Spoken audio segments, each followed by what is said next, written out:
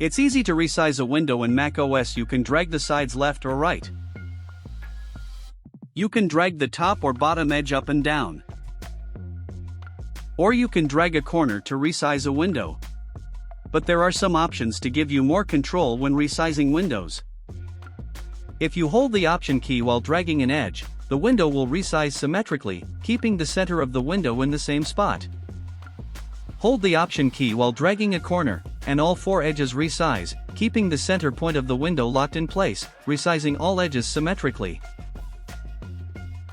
If you hold the Shift key, then resize the window by dragging a corner, the aspect ratio will lock.